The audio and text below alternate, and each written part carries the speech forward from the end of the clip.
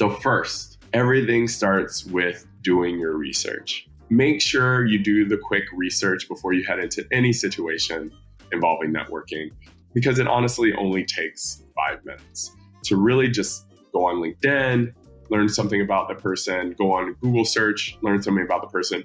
You'd honestly be surprised what you find you have in common. I always say the goal is to find the center of the Venn diagram of your interest and the other person's interest. This will obviously be the anchor for the rest of your conversations and also applies to organic or inbound networking opportunities as well. Maybe you're heading to an event. Just do a quick look at the attendee list and their bios and see what you may want to focus your efforts on connecting with. Maybe you received an inbound email from someone looking to connect with you as well. Take a look at that person's LinkedIn or do a quick Google search for them as well. And you may find an unexpected point of mutual interest that allows you to get more out of the connection on your side. Next, critically important, be transparent, be upfront. Start with clearly managed expectations of what you are looking to get out of the conversation. Humans can't read minds, so I say don't force them to. Always start with the why. Why is this an opportunity that you would like to support? What are your goals for the meeting? What are you looking to get out of the meeting? And what are you hoping the action items will be at the end? Focus the conversations, not just for you, but out of respect for the other person. They will appreciate it.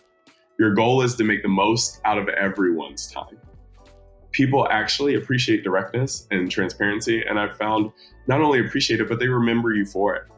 And even if you don't skip the small talk, you can at least focus it on things that are relevant to you or are of common interest. Perhaps something you found in your 5 minutes of research. Next, critically important to your own happiness, make networking productive for you.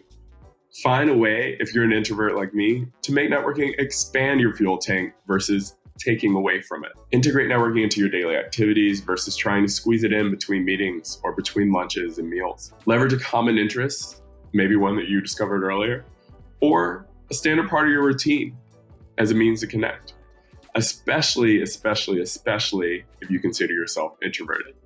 This makes it so much easier on yourself and allows you to have a little bit of self-compassion in the process. People often enjoy seeing you in your natural element as well, especially if this is an activity that you share in common. Next, I included one of my favorite books. This book was gifted to me when I was 18, actually, on my way to college by a friend. It's called Never Eat Alone by Keith Ferrazzi, and other secrets to success, one relationship at a time. And I often say, never eat alone, but I'm only kidding in that, of course, everyone needs their quiet meal from time to time, but take advantage of your meal times. Have a set recurring coffee, a meal, a lunch, a snack block that you use for networking regularly to just make it easy for you. This strategy works also in a digital first world because honestly, everyone has to eat and everyone appreciates a meeting, even if that meeting is digital, where they can do so and have a conversation, an open conversation, a casual conversation with someone that is talking about a mutual interest. It also allows you to manage your capacity in a very structured and predictable way. As with everything, having a schedule and a routine is of course helpful and predictable. And in a digital first world, perhaps you're a morning person, perhaps you're an evening person, but pick a set time that allows you to bring your best self and minimize distractions and just make that your go-to time for networking. Next, I always appreciate someone who starts with a laugh. Humor builds trust, humor builds bonds, diffuses tension, boosts innovation, and bolsters resilience, even in the hardest of times. There's a lot of research out there that shows the connections that can be formed through humor. And I included one of my favorite books, Humor Seriously, Why Humor is a Secret Weapon in Business and in Life. Because in that book, a lot of tips around how humor can help foster connection, but included a quote that I really enjoy, actually by Eric Schmidt, ex-CEO and executive chair of Alphabet. And it goes, "I've learned, often the hard way, that the best way to be taken seriously is to not take yourself too seriously. My teams are always at their best when approaching problems with levity which entails both humility and optimism and always engenders trust. Plus, it's more fun. So I encourage you to find a way to introduce levity into your networking conversations. Take a risk, maybe make a bad joke, but I promise you, by introducing humor, you're able to connect on a much deeper level and a much more trusting level with the people that you're networking with. The next one is simple, maybe obvious, but often forgotten. Take notes. Your future self will thank you so much. I thank myself all the time for the notes that I took because honestly, my memory is not that great.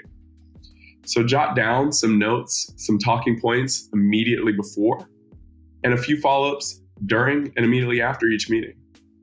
Don't force yourself to rely solely on memory to remember that action item, that person you promised to connect them to. If you have it in your notes, you will always be able to reference them later. And I promise you, it's not weird.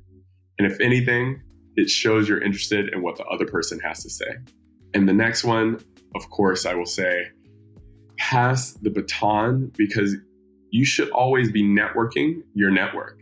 I often ask at the end of each meeting, who else can I connect you to help you achieve some of your goals? Regardless of the context, I'm sure there's someone that you could connect the individual to that might be beneficial to them. And best practice, of course, always make intros double opt-in. Both sides should always agree and be interested in connecting. And it should always be a mutual benefit. But it always allows you to expand and grow your network in an organic and efficient way. And most importantly, make everything easier. And finally, pay it forward. You really do get what you put in. I included the movie, you might remember it from the early 2000s, Pay It Forward. The movie had a profound impact on me in terms of how I think about approaching relationships with other people. But honestly, real networking is about finding ways to make other people more successful. That's a quote from Keith Ferrazzi of the book that I mentioned earlier, Never Eat Alone. But it's true. The more value you're putting into your network, the more value you will eventually receive from it. So think about ways that you can start by putting value in and know that you'll receive that value back 10x in the future. And the half, the 8.5 tips, this one's the half. I will say, if when all else fails, just think, how can I be known as the best supporting actor or actress within my network? And remember that this is your ultimate goal. Networking is all about helping others, and you always want to be known as best supporting actor or actress within your network.